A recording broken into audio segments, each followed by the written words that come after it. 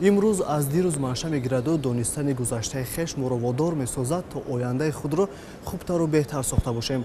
осорхонаи миллии тоҷикистон имконияти фарохест барои омӯхтани фарҳангу тамаддуни ниёгони хеш. салом тамошобини азизи телевизиони душанбе. барномаи чароғи рӯи маърифат аст, пешниҳод аз телевизиони душанбе. хуб ин даморо пеш гирифтем ба сӯи осорхонаи миллии тоҷикистон. моро ҳамроҳ бошед. душанбе маконест ки саросар гулрезу гулбасару машҳуру дилорост. биноҳои серошёна, қасру толорҳои барҳаво, театру донишгоҳу донишкадаҳои бузург, биноҳои маъмуриву фарҳангӣ, илова бар ҳама ин маркази сиёсиву фарҳангӣ ва иқтисодӣ буданаш Душанберо даҳчанд зебову овозадор мегардонад. яке аз чунин биноҳое ки муаррифгари фарҳангу тамаддуни аҷдодону ниёгон, муаррифгари чеҳраи миллат аст, ин муассисаи давлатии осорхонаи миллии Тоҷикистон мебошад. шаҳри Душанбе дар замони муосир яке аз шаҳрҳои зебо ва сарсабзу хуррам мебошад. як ҷиҳати хеле назарраси Душанбе ҳамчун пойтахти ҷумҳурии Тоҷикистон имрӯз шаҳри Душанбе боз ҳам замонавӣ мешавад ва дар он марказҳои муҳими илмию фарҳангӣ ба фаъолият шурӯъ мекунанд. соли 2013 дар шаҳри Душанбе осорхонаи миллии Тоҷикистон ҳамчун осорхонаи марказии ҷумҳурӣ ва ҳамчун яке аз осорхонаҳои муосири Осиёи марказӣ дари худро ба рӯи тамошобинон боз намуд. осорхона оинаест ки барои ҳар як фард имконияти ба гузаштаи дури таърих назар кардан, дарки ояндаи дурахшонро доштан ва сохтани онро медиҳад. ифтитоҳи осорхонаи миллии Тоҷикистон аз ҷумлаи рӯйдодҳои таърихӣ ва дастовардҳои муҳими фарҳангии даврони истиқлолияти Тоҷикистон мебошад. ҳанӯз 20 марти соли 2013 дар маркази пойтахти кишварамон шаҳри Душанбе бинои нави осорхона бо унвони осорхонаи миллии Тоҷикистон дари худро барои мардум боз намуд ки дар маросими ифтитоҳи он асосгузори сулҳу ваҳдати миллӣ, пешвои миллат, президенти ҷумҳурии Тоҷикистон муҳтарам Эмомалӣ Раҳмон ва аҳли зиёи мамлакат ширкат намуданд. муваффақиятҳои осорхонаи миллии Тоҷикистон ҳамчун маркази муҳими илмию фарҳангӣ ва таблиғотӣ хеле назаррас мебошанд. бинед ки воситаи асосии ҳама гуна осорхона ин ашёи осорхонавӣ дар шакли ёдгориҳои гуногун, офаридаҳои санъати тасвирӣ ва амалӣ ва намунаҳои табиат мебошанд. чӣ тавре ки медонем шаҳри Душанбе ҳам таърихи хеле қадима дорад. шаҳри Душанбе таърихи зиёда аз 2000 сола дорад ва яке аз муваффақиятҳои осорхонаи миллии Тоҷикистон ҳамин аст ки тавонистааст ки дар фонди худ бозёфтҳои шаҳри Душанберо ҷамъоварӣ намуда дар экспозитсия ба тамошобинон пешкаш намояд. ва бинед ки аз соли 2013 то имрӯз осорхонаи миллии Тоҷикистон зиёда аз 14 000 ашёи нави осорхонавӣ, яъне ки ёдгориҳои даврони гуногунро ҷамъоварӣ кард. зеро ки дар таърихи Тоҷикистон маҳз бо баракати фаъолияти осорхонаи миллии Тоҷикистон 18 майи соли 2013 бахшида ба рӯзи байналмилалии осорхонаҳо дар шаҳри Душанбе бори аввал чорабинии шаби дар осорхона гузаронида шуд. дар асоси ҳуҷҷатҳои расмӣ таъсиси осорхонаҳо дар қаламрави шаҳри Душанбе аллакай дар солҳои 20 қарни гузашта ба роҳ монда шудагӣ буд. масалан соли 1925 дар яке аз конференсияҳои илмии кишваршиносӣ мудири шӯъбаи бахши осорхонаҳои Осиёи Миёнагӣ профессор Александр Миронов масъалагузориро дар бораи таъсиси осорхона дар шаҳри Душанбе ба миён гузошт. он рӯз дар ҳаёти халқи тоҷик яке аз рӯзҳои таърихӣ ва фаромӯшнашаванда ба шумор меравад. масоҳати умумии осорхона зиёда аз 24 000 метри мураббаъро ташкил медиҳад. намоиши осори таърихӣ дар 22 толор аз ҷумла 2 толори мудаввар сурат мегирад. инчунин осорхона дорои толор барои 300 ҷойнишаст, 5 محزن نگهداری یادگاری‌های تاریخی، 12 حجره برای آزمایشگاه و ترمیم و برقرارسازی یادگاری‌های تاریخی و فرهنگی میباشد. شعبه‌های آثارخانه دارای تالارهای کندنی‌های فایده‌ناک و طبیعت، تاریخ قدیم و عصرهای میانه، نو و نوترین تاجیکستان، صنعت تصویری و مردمی، تالار توف خزینه‌های دولتی میباشند. دوشنبه شهری جوان باشد هم تاریخ قدیم دارد. در این باره پیش از همه بازیافت‌های باستانشناسی شهادت می‌دهند. قدیمترین آثار باستانی که در حدود شهر دوشنبه یافت شده است به دوره عصر سنگ تعلق دارند. هنوز سال 1950 باستانشناسان بسیار نامدار تاجیکستانی و تاجیکستانی اکلادنیک و رانوف در حدود شهر دوشنبه در ساحل‌های دریای لوچاب باشگاه‌های دوره عصر سنگ را پیدا کرده بودند که با هزار ساله 7 و 3 پیش از میلاد تعلق دارند. باستانشناسان در این باشگاه‌ها شماره زیادی آلات‌های سنگی همون زمان را پیدا کردند که این آلات‌ها درباره مدنیت مادی همون باشندگان همون باشگاه‌ها شهادت می‌دهند. در زیربنای آثارخانه شعبه طبیعت جایگیر بوده به تماشابینان اوید به عالم حیوانات و رستنی‌ها، اقلیم، حدودهای طبیعی مخصوص، محافظ شونده، مامونگاه‌ها و پرورشگاه‌های جمهوری تاجیکستان معلومات می‌دهد. در شعبه طبیعت تالار مخصوص گئولوژی فعالیت می‌نماید که در آن نمونه سنگ‌های قیمت‌بهای کان‌های حدود کشور، پیدایش حیات در روی زمین، ارگانیسم‌های سنگ شده برای تماشا گذاشته شدند.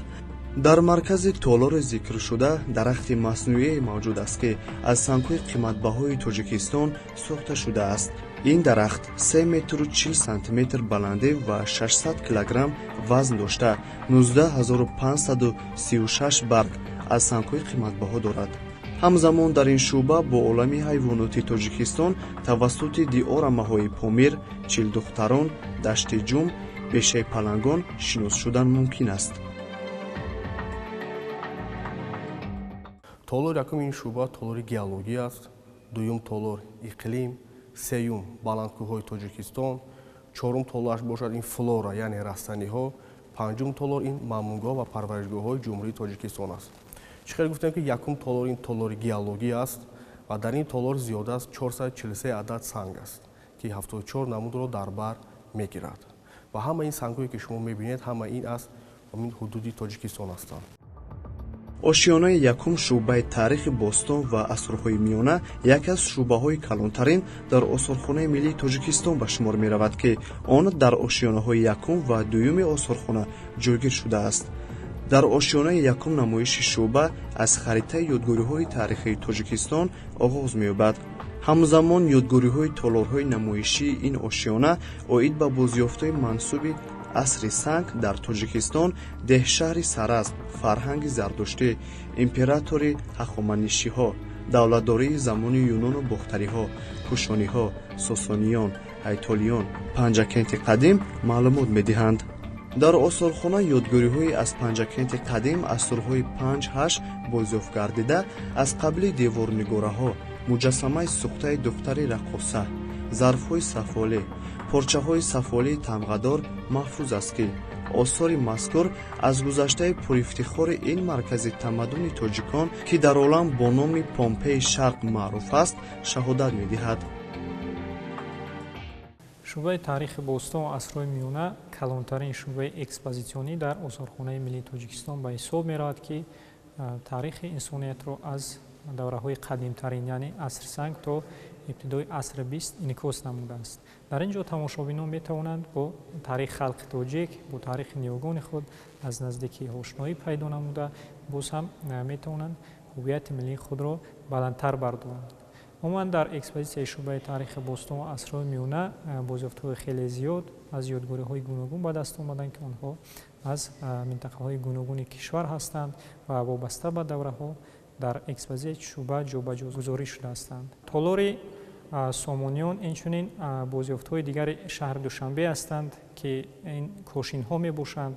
бояд қайд намоем ки кошинҳоро одатан дар қасрҳо дар ҷоҳои бошкӯҳ инчунин мақбараҳо мадрасаҳо барои ороиш истифода мекарданд ва ин кошинҳо одатан бо сир яъне рӯи онҳо бо сир оро дода мешуд ва инчунин онҳо катиба ва нақшҳои гуногунро дар худ таҷассум мекарданд ки диққати тамошобинонро ба худ ҷалб менамояд.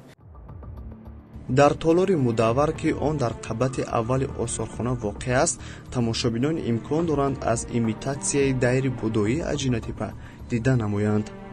ошёнаи дуюми осорхона бо ёдгориҳои маҳфузмондаи замони сомониён шурӯъ мешавад ки дар толори намоишӣ мансуби ин давр ёдгориҳое аз қалъаи улбуг ёфтшуда, намунаҳои сафолгарии мунаққашу катибадори асри даҳ, меҳроби чӯбии искодар, кандакории болочӯби болооби зарафшон, намунаи матоъпораҳо аз бозордара, лавозимоти ҳарбии асрҳои 11-16, кошиҳо ва намунаҳои хушнависии аҷдодони тоҷикон дар санг, зарфҳои мисӣ, коғаз ба тамошобинон пешниҳод мешавад.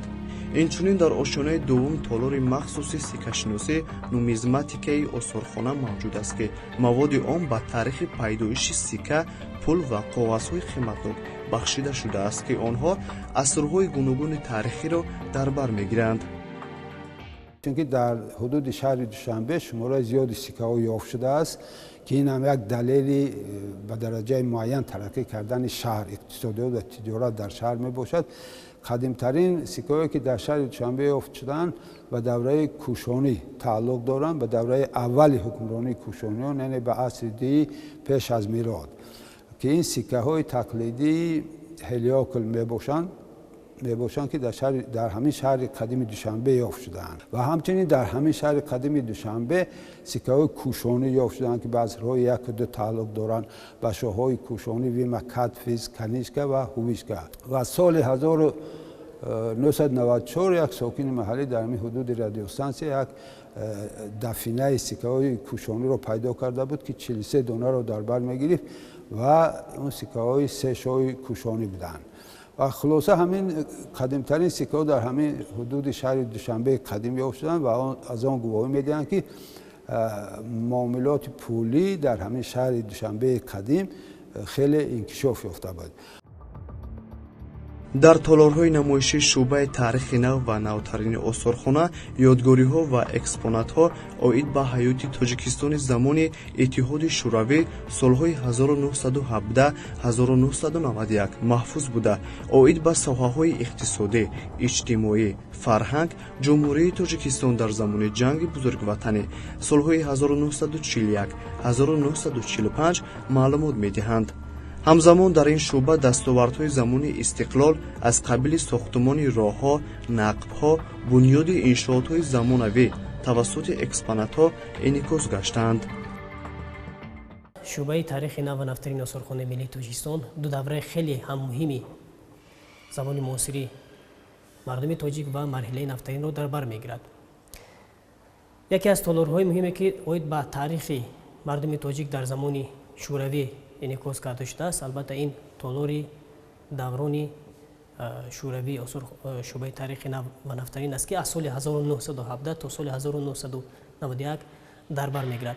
албатта ин толор аз гӯшаҳои гуногун, махсусан гӯшаи якум аз соли 1917 то соли 1924, яъне барпо ва мустаҳкам шудани ҳокимияти шӯравӣ дар сарзамини имрӯзии Тоҷикистон, гӯшаи дуюм ба таъсиси ҷумҳурии мухтории шӯравии социалистии Тоҷикистон ва ҳамчун пойтахти тоҷикон эълон гардидани шаҳри душанбе соли 1924 ва гӯшаҳои минбаъда ҳамин гуна аз солҳои сиюм оид ба рушди ҷумҳурии Тоҷикистон дар соҳаҳои гуногун, гӯшаи ҷанги бузурги ватанӣ, дар солҳои 50-80 бошад рушди соҳаи саноат, хоҷагӣ, қишлоқ ва илму фарҳанги мардуми тоҷик дар замони иттиҳоди шӯравиро инъикос мекунад.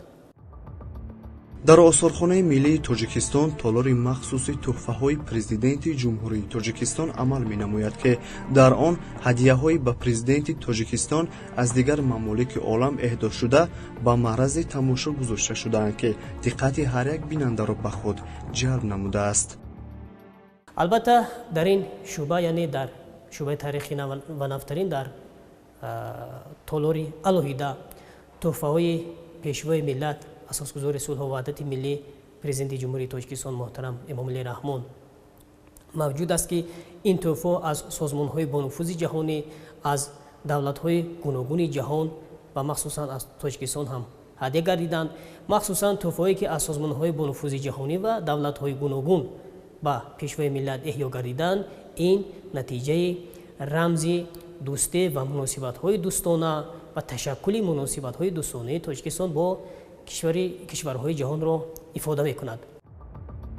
ошёнаи сеюм толори намоишии шӯъбаи санъати тасвирӣ ва амалии осурхона оид ба жанрҳои гуногуни ин намуди санъат чун портрет, пейсаж, натюрморт, триптих, ҳайкалтарошӣ, санъати амалии ороишӣ ба тамошобинон маълумот медиҳанд.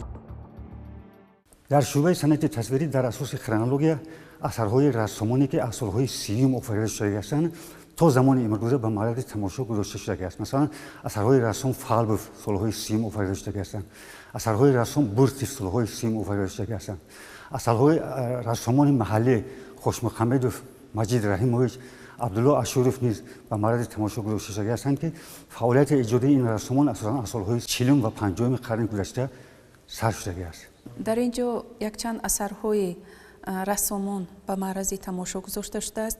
яке аз рассомони машҳури тоҷикистон Лисиков Иван Леонтович мебошад ки якчанд асарҳои ин рассом пешкаши тамошобинон ба маърази тамошо гузошта шудааст ки бо номи ходимони санъат ва меҳнат, гурӯҳи олимони тоҷик, инчунин симои шахсиятҳои намоёни таърихиро тасвир намудааст. дар толори мазкур якчанд асарҳои асосгузорони мактаби рассомӣ ба маърази тамошо гузошта шудааст ки шӯъбаи санъати тасвирӣ оғоз мегардад аз асари рассом Абдулло Ашуров ки асари ӯ бо номи тақсимоти ҳосил, сохтмони умуми халқӣ ва дигар асарҳои ӯ ба маърази тамошо гузошта шудааст. ҳар як тамошобиноне ки вориди шӯъбаи санъати тасвирӣ ва амалӣ мегардад, барои баланд бардоштани ғизои маънавии худ ба худ як ҷаҳон зебоипарастӣ ва ғизои маънавӣ ва фарҳангӣ гирифта метавонад. намоишгоҳи шӯъбаи мазкур аз маҳсули эҷоди мусаввирони солҳои 1930 асри 20 оғоз шуда давра ба давра рушди ин намуди ҳунарро дар ҷумҳурии Тоҷикистон инъикос менамояд. ҳар як асари пурмуҳтавое ки дар ин ҷо ба маърази тамошо гузошта шудааст дар худи як ҷаҳон маъниву асрор доранд, чунки дар ҳар яки онҳо чеҳраҳои мондагор, таърихи гузаштаи тоҷик, фарҳанги расму русум ва манзараҳои дилангезу дилошӯби тоҷикистони азиз инъикос гаштаанд. қайд кардан ба маврид аст ки осорхонаи миллии Тоҷикистон дар ташкил ва баргузории чорабиниҳои фарҳангӣ аз ҷумла намоишгоҳҳои мухталиф, конференсияҳои байналмилалӣ, илмии амалӣ саҳми назаррас дорад ва бардошт аз ин чорабиниҳо ҳисси худогоҳиву хештаншиносӣ, ватандӯстӣ ва таҳаммулпазирии наврасону ҷавононро бедор менамояд. бояд зикр намуд ки барои огоҳии ҷавонон аз таърихи пурғановати хеш нақши осорхонаи миллии Тоҷикистон беназир аст, зеро маҳз тавассути ин макони илмию маърифатӣ бинанда оид ба таърих, фарҳанг, маданият ва табиати бою нотакрори кишвари азизамон огаҳӣ пайдо менамояд. тамошои экспозитсияи толорҳои намоишии осорхонаи миллии Тоҷикистон ҷиҳати таъмин намудани таҷрибаи интерактивии наврасону ҷавонон назаррас мебошад, чунки агар дар бораи ёдгориҳои нодири таърихӣ танҳо тавассути адабиёт, матбуоти даврӣ ва ё оинаи нилгун маълумот пайдо намоем, пас дар осорхона онҳоро аз наздик мебинем. ин аст ки барои гирифтани маълумоти муфассал ва донишҳои назариявиро ба амалӣ табдил намудан осорхонаи миллӣ нақши муҳим дорад. албатта ин муаррифӣ намудани таърих фарҳанги миллат дар хориҷи кишвар мебошад ки мо вобаста ба ин ҳам корҳои гуногунро анҷом додем ва ҳоло гуфта метавонем ки аллакай як гурӯҳи кори осорхонаи миллии Тоҷикистон дар ҷумҳурии халқии Хитой қарор доранд, зеро дар ин ҷо баҳри муаррифии таъриху фарҳанги тоҷикон як намоиши осорхонаи миллии Тоҷикистон баргузор менамояд ки ин намоиш то давоми 3 моҳ идома меёбад ва дар охири соли 2019 бошад осорхонаи миллии Тоҷикистон дар шаҳри Парижи Франсия یک نمایش را تشکیل می نماید که این هم در معرفی فرهنگ و تاریخ ملتمون یک نقش نظررس را خواهد بازید. تاریخ پرغناوت توجیک در قعر خاطره‌هایش هزار واقعیات و حوادث را درج کرده است که ورق‌گردان کردن آن به ما امکان می‌دهد که راه‌های طی نموده اجدادان خود را دقیقاً آموخته راه ترقی و پیشرفت را اختیار کنیم. آثارخانه ملی تاجیکستان مکان حفظ آثار گرانبهای ملت تاجیک بوده در پیشرفت گذشته نیاگون و اجدادان سهم بسا سازگار دارد. باید ما با شیار حفظ آثار نیاگون گام‌های استوار مانده کوشش به خرج دهیم تا سهم باسازی خود را در پیشرفت فرهنگ و تمدن خویش گذاشته باشیم. این بود برنامه چراغ روی معرفت. خیر تا برنامه‌های دیگر سربلند و موفق باشید.